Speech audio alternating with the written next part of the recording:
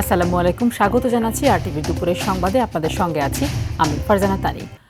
আর কোনো ফ্যাসিবাদী শক্তি যেন নিজের স্বার্থে পুলিশকে ব্যবহার না করতে পারে, পুলিশ সদস্যদের সেই নতুন শপথ নেয়ার আহ্বান জানিয়েছেন প্রধানমন্ত্রী তারেক রহমান। রাজারবাগ পুলিশ লাইন্সে পুলিশ সপ্তাহ 2026 উদ্বোধনী অনুষ্ঠানে এই আহ্বান জানান তিনি। বলেন, ত্রয়োদশ জাতীয় সংসদ নির্বাচন প্রমাণ করেছে বাংলাদেশ পুলিশের পক্ষে দক্ষতা এবং পেশাদারিত্বের সঙ্গে দায়িত্ব পালন সম্ভব। জাতিসংঘ শান্তি মিশনে বাংলাদেশ পুলিশের ভূমিকা তুলে ধরে প্রধানমন্ত্রী আরও বলেন, শুধু বিদেশেই নয়, দেশের জনগণের সঙ্গেও পুলিশের মানবিক আচরণ প্রত্যাশিত। আরও জানাচ্ছেন শামীম চৌধুরী।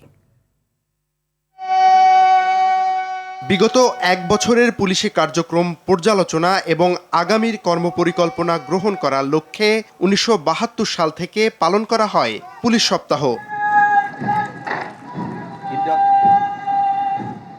আমার পুলিশ আমার দেশ, সবার আগে বাংলাদেশ প্রতিপাদ্যে রাজারবাগ পুলিশ লাইন্স মাঠে বর্ণাঢ্য বার্ষিক প্যারেডের মাধ্যমে শুরু হয় এবারের আয়োজন। 4 দিনব্যাপী এবারের পুলিশ সপ্তাহ উদ্বোধন করেন প্রধানমন্ত্রী তারেক রহমান। বিভিন্ন কন্টিনজেন্ট ও পতাকাবাহী দলের জাঁকজমকপূর্ণ, মনোমুগ্ধকর ও দৃষ্টিনন্দন কুচকাওয়াজ পরিদর্শন করেন প্রধানমন্ত্রী, গ্রহণ করেন অভিবাদন। পরে বক্তব্যের শুরুতেই মুক্তিযুদ্ধে শহীদ পুলিশ সদস্যদের স্মরণ করেন প্রধানমন্ত্রী, তুলে ধরেন বিভিন্ন সময়ে পুলিশের নানা অবদান।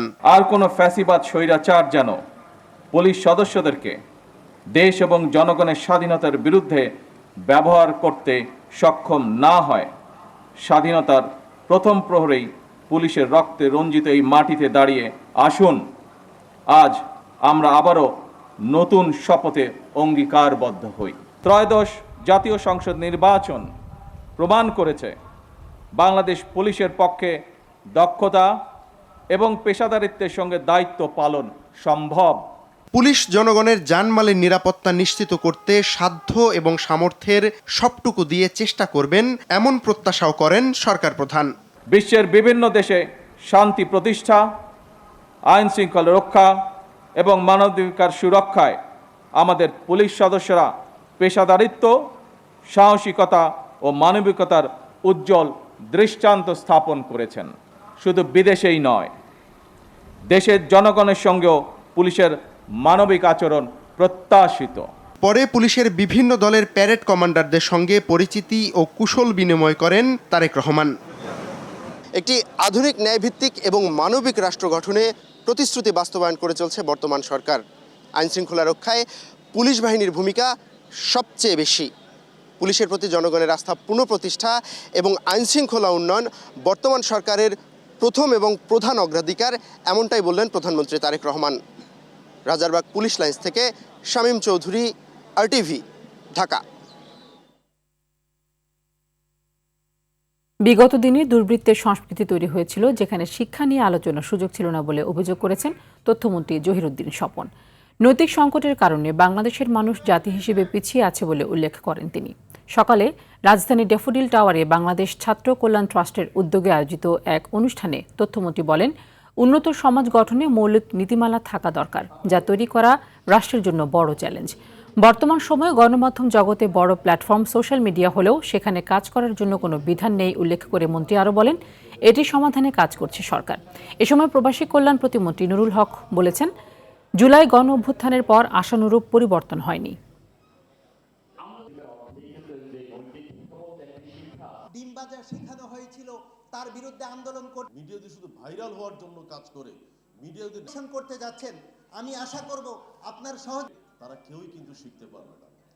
দুর্ভাগ্য, কাজ করতে গিয়ে যে সমস্যাটা হয় সেটা হচ্ছে যে এখনকার গণমাধ্যম জগতের সবচেয়ে বড় সিংহ প্ল্যাটফর্ম হচ্ছে সোশ্যাল মিডিয়া। কিন্তু সোশ্যাল মিডিয়া সরকারের যে অবকাঠামো, এই অবকাঠামোর মধ্যে এটার কাজ করার কিন্তু কোনো বিধান নাই।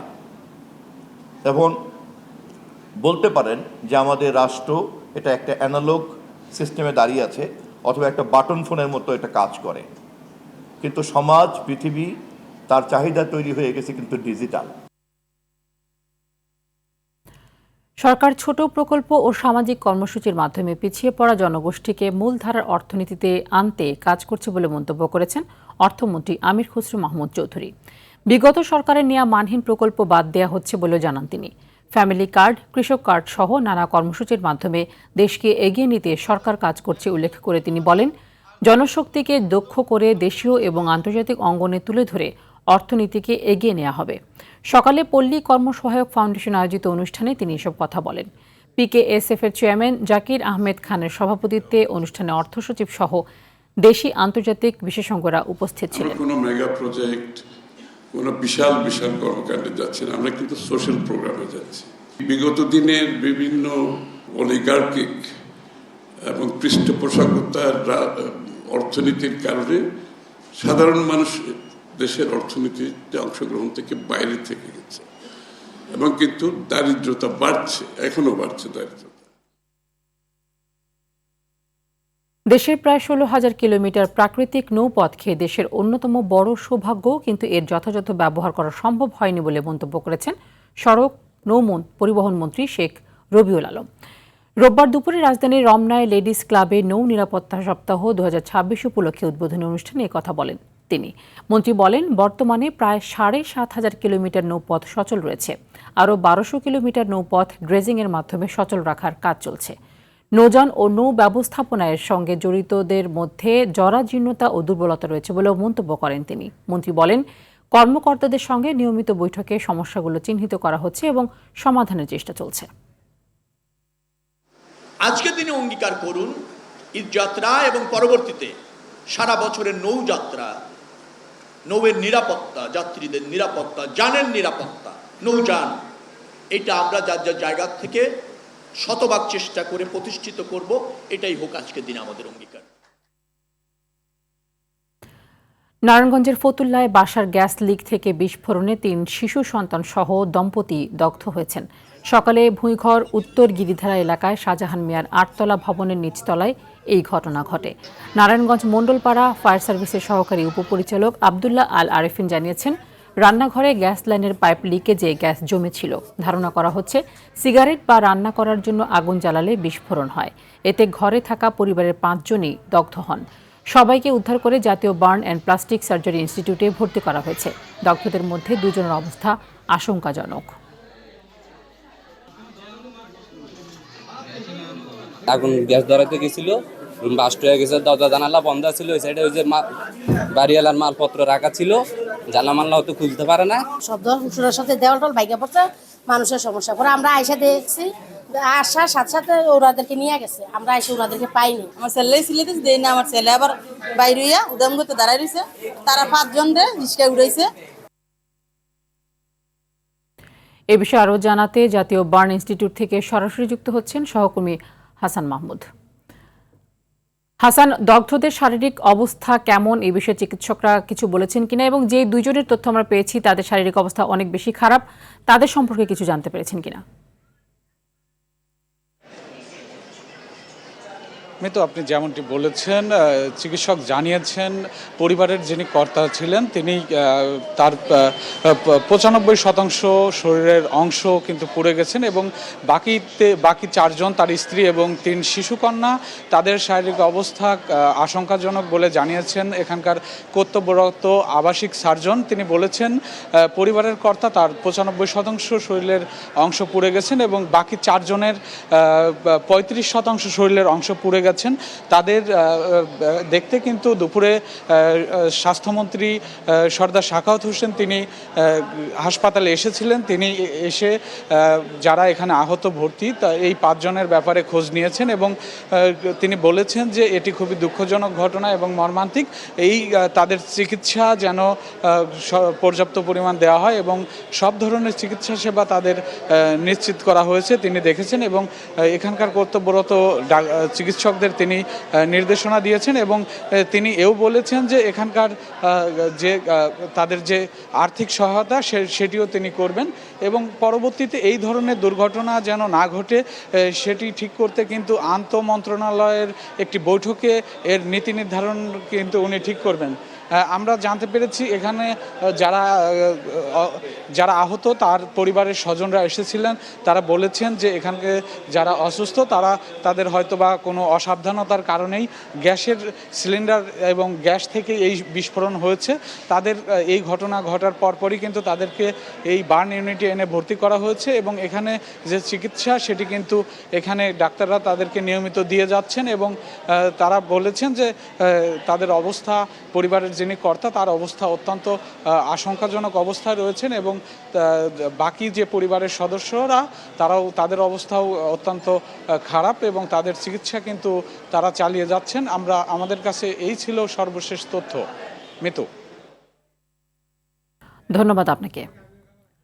গাজীপুরের কাপাসিয়ায় নৃশংস হত্যাকাণ্ডের শিকার একই পরিবারের 5 সদস্যের জানাজা ও দাফন সম্পন্ন হয়েছে। গোপালগঞ্জের পাইককান্দি পঞ্চপল্লী মাদ্রাসা মাঠে অনুষ্ঠিত হয় জানাজা নামাজ, যেখানে অংশ নেন কয়েকশো মুসল্লি। বেলা 11টায় নামাজ শেষে মরদেহগুলো নিয়ে যাওয়া হয় উত্তর চরপাড়া কবরস্থানে। সেখানে পাশাপাশি কবরে চিরনিদ্রায় শায়িত করা হয় মা ও তার 3 সন্তান সহ ছোট ভাইকে। এর আগে সকাল 6টায় আইনি প্রক্রিয়া শেষে 2টি লাশবাহী গাড়িতে করে মরদেহগুলো যখন গ্রামে পৌঁছায় তখন চারপাশ ভারী হয়ে ওঠে স্বজনদের আর্তনাদে। এদিকে ঘাতক ফোরকান গ্রেফতার না হওয়ায় এলাকায় চাপা ক্ষোভ বিরাজ করছে। টাকা দিয়ে মায়ের জিনিস দিছিলাম, নাতিরে বানাই দিছিলাম, সব চুরি করে নিয়ে বেঁচে ফেলাইছে। এই যে আমার শ্বশুর বাড়ি, আমার চাচা শ্বশুর, আমার ননদ দেবর, এগো মতন ভালো লোক নেই। আমার 6 বছর বিয়ে হয়েছে, আমি দেখতেছি।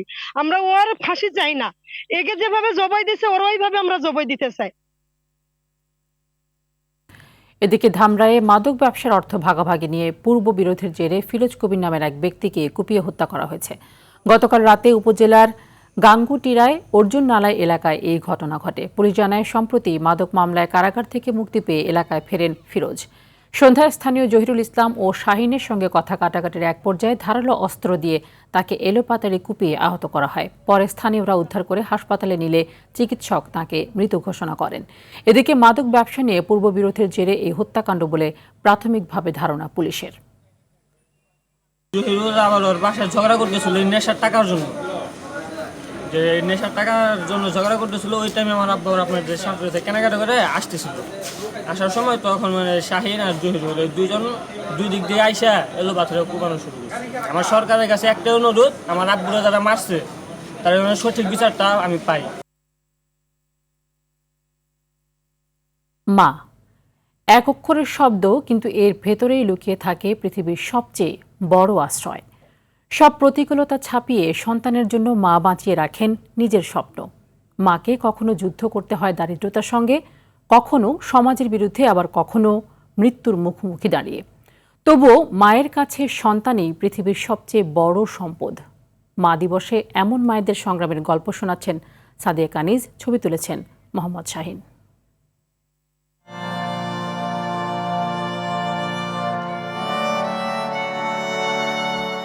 গর্ভে ধারণ থেকে শুরু করে আমৃত্যু সন্তানকে আগলে রাখার এক অমোঘ ক্ষমতা মায়ের। সন্তানের স্বার্থে মা আপোষহীন, তবু আজও সমাজে মায়েরা অবহেলিত আর নিগ্রহের শিকার। তবে অপ্রাপ্তবয়সী মা সামিয়ার লড়াইটা অনেকের গল্পকেই হার মানায়। সন্তান ভূমিষ্ঠ হবার কিছুদিন পরই স্বামী ছেড়ে চলে যায় তাকে। নেই মাথা গোজার ঠাঁই, তবু 6 মাস ধরে একাই সন্তানকে আঁকড়ে বেঁচে আছেন সামিয়া। কিন্তু জীবনযুদ্ধ এখানেই শেষ নয়।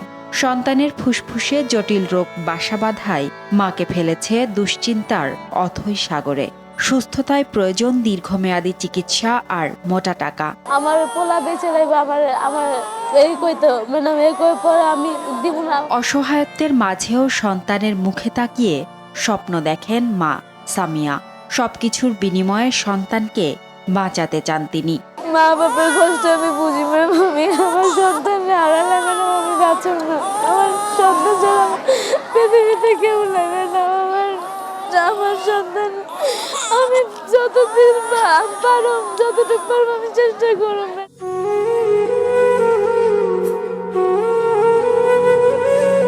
জিয়াসমিন নামে এই মায়ের গল্পটা ভিন্ন।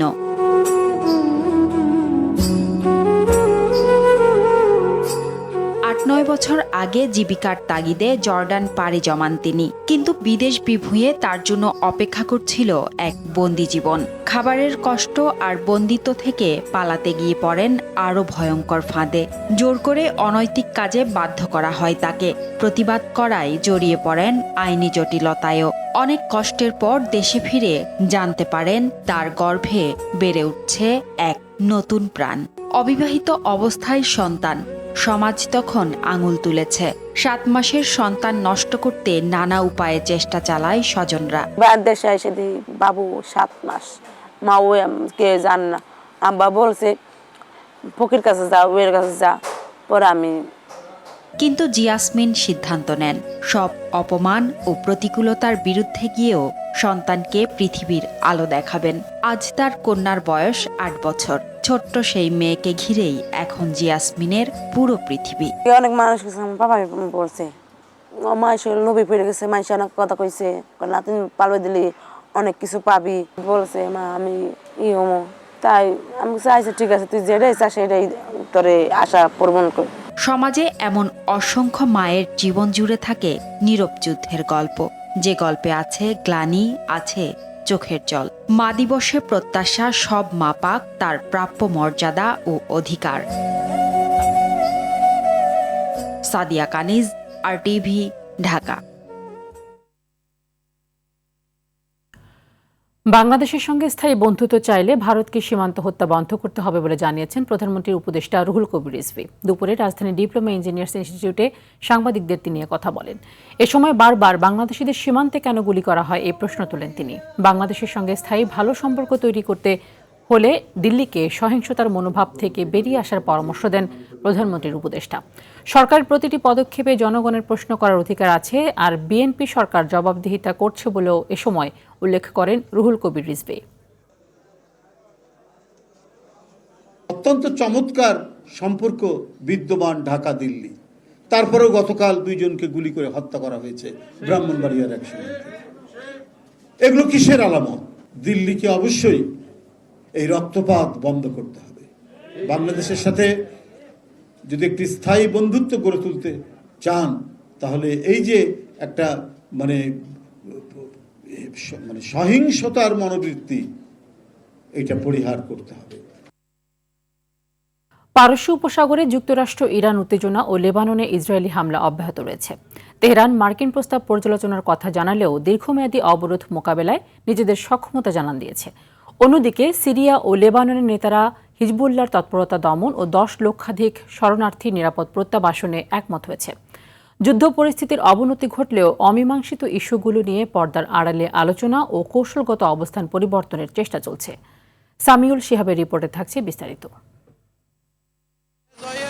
পারস্য উপসাগরে যুক্তরাষ্ট্র ও ইরানের মধ্যে নতুন করে পাল্টাপাল্টি হামলায় যুদ্ধবন্ধের প্রচেষ্টা স্থবির হয়ে পড়েছে। এরই মধ্যে মার্কিন CIA-এর এক গোয়েন্দা বিশ্লেষণে বলা হয়েছে আরও অন্তত 4 মাস নৌ অবরোধ মোকাবিলা করার সক্ষমতা রাখে তেহরান। এতে স্পষ্ট যে ইরানের ওপর চাপ সৃষ্টির সুযোগ এখনও সীমিত ওয়াশিংটনের।